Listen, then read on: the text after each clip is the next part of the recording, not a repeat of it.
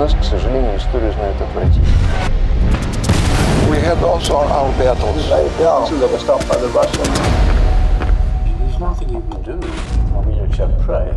This was an astounding and very important part of the investigation into the war, meeting various former soldiers like Mr. Perry Rao, for instance, someone who fought at one of the great but almost forgotten battles of World War II in China, the Battle of Taierzhuang in 1944. Day after day, his comrades were dying around him, people were being shot by snipers, the food was running out, in a city under siege, there was no way to resupply it, and he remembered, his comrades were dying in front of him, being spattered with blood, everything was dirty, everything was infected.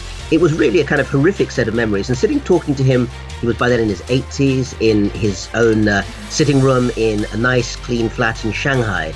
The contrast between China then and China now. So there are a lot of figures who basically were major commanders during the Second World War period, both on the communist and nationalist side.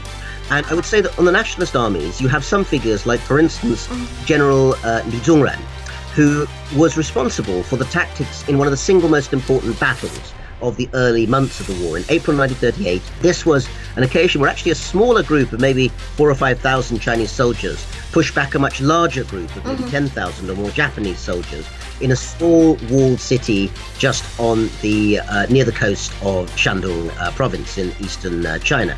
So General Lǐ Zōngrén's tactics were very much central to this kind of bait and snare tactic in which the Japanese were lured into a trap and then destroyed.